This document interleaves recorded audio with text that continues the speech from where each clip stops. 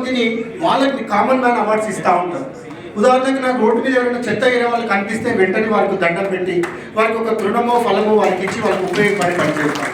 ఉదాహరణకు మీరు ఇట్లా చేనేత ఖాదీ బట్టలు వేసుకున్నారు, వెంటనే దండం పెట్టి వారికి ఒక మామిడి పండు బహుమానంగా ఇస్తూ ఉంటారు. సో ఇప్పుడు ఇది గోఆధారిత వ్యవసాయం ద్వారా పండించిన రైతు పండించిన మామిడి పండు అనమాట. సో అట్లా ఎవరు ఏ చిన్న పని చేసినా వాళ్ళకి దండం పెట్టి వాళ్ళని చేస్తూ ఉంటారు.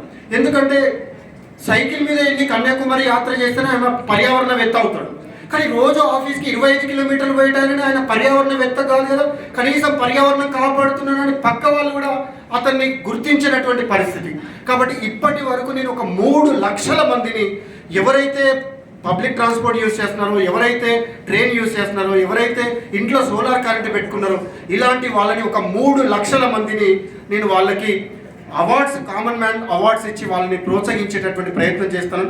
ఈ కామన్ మ్యాన్ కోరిక ఏంటంటే ఈ భూమండలం మీద ఉన్నటువంటి పర్యావరణానికి మంచి చేసే వాళ్ళందరినీ సన్మానించాలనేటటువంటి ఒక పెద్ద ఆశతోటి బయలుదేరాను. Thank you sir, thank you very much.